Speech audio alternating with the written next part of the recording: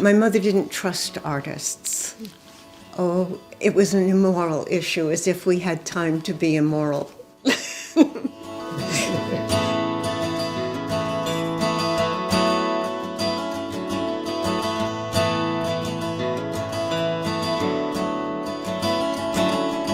I was born in St. Louis, Missouri. My parents divorced when I was 3, and we moved to Maine, where I grew up. My mother taught school at a private day school. Winters, I spent going to school with my mother. Summers, my grandmother had a house on an island in Casco Bay, outside of Portland, and I went from the day school closed to Labor Day, when we had to start again, and I loved that island passionately. That island had houses clustered on the south side. It was a Victorian summer colony, but it had cliffs and beaches and the ocean, and it had a large section of wild woods. And as a child, my mother let me go from morning till night with very little supervision. It's changed. There are many more cottages now and much less wild land. Oh, I think you could say that I like a bit of isolation. I'm much happier being surrounded by animals than people. I loved my childhood summers. So I was a late starter in printmaking, very late. In 8th grade, we had to write a paper about what we wanted to be when we grew up, and I wrote that I wanted to be a forest ranger, surrounded by wild woods. So much for the ocean. But my mother wanted me to have a sound academic education. And I went to a very good school, but they didn't believe that studio art was intellectual or worthy of study at this particular university, college, Women's College. And at that point, I wanted to be either a writer or a painter, and I knew it. And after the second year there, I married my husband, Bill, and we went to Indiana University, where I could study painting. They sent me to Yale Summer School of Music and Art, where I discovered I wasn't a great painter yet. We moved to Washington, D.C., where Bill worked for IBM. This was an attempt to get out of the draft, which he did. Oh, and I immediately became pregnant with my first child. We had an apartment where I had a studio, which immediately became that child's bedroom. And I tried painting in the kitchen, and that didn't work well. We moved to Poughkeepsie, New York. I was taking care of preschool children and going to Vassar College once a week to study life drawing with Alton Pickens. And after the first semester, Alton, Mr. Pickens, said I could come as a visiting artist. I didn't have to pay tuition, which was lovely of him. He also gave me recommendations for graduate school, and I needed it with just 2 years of studio art. But I still was majoring in painting. When I was, 35 or so, I discovered printmaking. But I was doing plate lithography because Washington University didn't have stone lithography. At that point, we moved to Dallas, Texas, and I continued trying to do plate lithography at home with a big press I had bought from a friend who wanted a bigger press.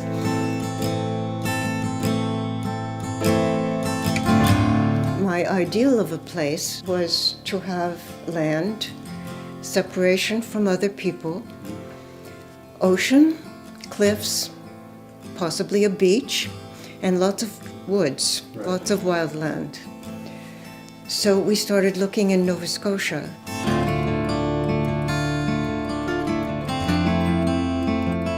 The year after we bought this place, we moved to St. John's, Newfoundland. And we were delighted to come to Canada and to leave Texas. St. John's was a huge relief. And it had St. Michael's print shop just down the hill, so that is where I really learned printmaking. Through workshops, there weren't many, but they were very good. Watching other people and trying everything. Some things worked, some things didn't work. And I would say my mature work didn't start until I was 40 or so, which gives me, 45 years making etchings and lino cuts, wood cuts. Printmaking starts, or etching starts, with a metal plate. At the print shop, we use zinc, we use nitric acid. So you start with a metal plate, you cover it with a ground that protects the plate from the acid.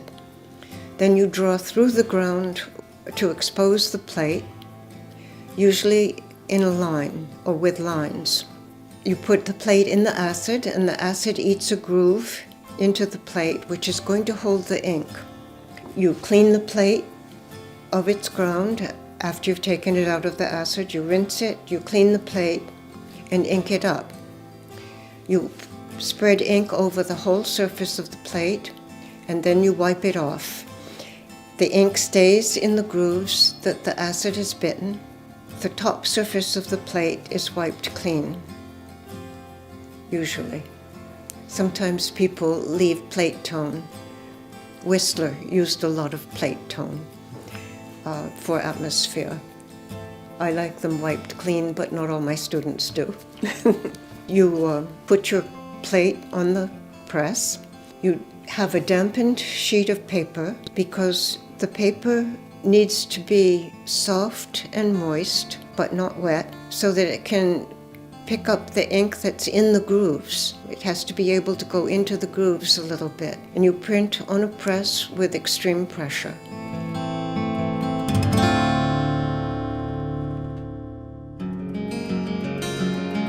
I have been very lucky with shows. Before we left graduate school, I was offered a show at the school Jeffrey was attending, a private day school. And then in Dallas, the wife of one of my friends recommended a gallery, DW Co-op, which was just forming, of women artists, and they accepted me. So I had a gallery there with a one-person show before I left Dallas. Then in Newfoundland, Jeff talked me into applying for a show, or for a studio visit, really. And I was given a show almost immediately, not a very good one, I think. Then before I left, I was given another one-person show that was better, I think, at the art gallery there. And I had a commercial art gallery as well. I never earned enough to make a living, but I was lucky in the shows. And again, I've been lucky here, very. I've had the Trap series at the art gallery in Halifax and here. My most recent series was at Dalhousie in a group show, and then this summer there'll be a show at the art gallery here. It's a group show, and I have 5 images in that. Do you enjoy the process of exhibiting, of having shows? Probably. It's very heady to see your work up. In a group show, I like seeing how it relates to the other work there. In a solo show, it's just lovely to see a body of work of yours all up at once. I don't have room to see it all at once. And it's very nice. I mean, I like it. The interaction with other artists is interesting as well, though they rarely say anything disparaging.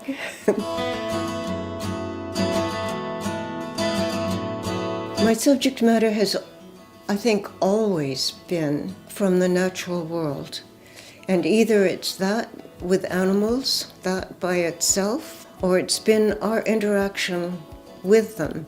I did quite early on a series of images of animals, going about what animals do, with quotations from folk sayings, which had nothing to do with the animals, really. And then the Tideline series, I would go to a beach and record what was on that beach in the way of human refuse. Here it was mostly fishing. The Trap series, where I showed an animal with the kind of trap that would be used to catch it. And this is probably 12 years old, maybe more. The most recent series is one of the undergrowth that you'd see locally here. And these are large prints. These are the prints that were shown at Dalhousie. In my most current series, the Cassie series is partly about Cassie, my new cat, but it's also to try embedding an etching in a lino cut. I've not mixed the two mediums in one print before, so it's interesting. I've only had her for a year. She was very shy. She's quite comfortable now with people, reasonably comfortable. She's still timid. You're probably more of a cat person than a dog person. Would that be correct? It would be quite correct that, yes, I much prefer cats to dogs. I want to talk about the Ark. I started that print shop in 1983 in order to have a place here, summers, where I could make prints. And I didn't need my large press in Newfoundland because St. Michael's print shop was so close. I could print there. So the Ark agreed to take my press in return for my teaching. So summers I taught since 1983, anyone who wanted to learn. And when we moved here full-time, I don't even remember when, in the 90s, 95 maybe, I started teaching full-time.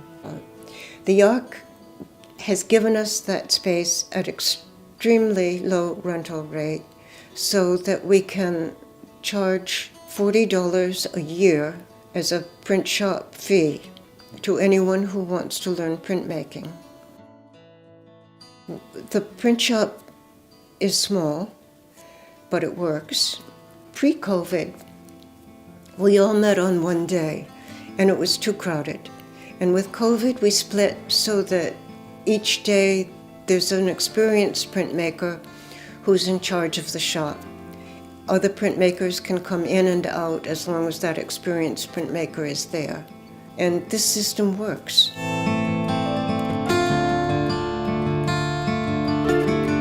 I wish all young artists had a chance to go to art school, to study it. They learn art history, I believe.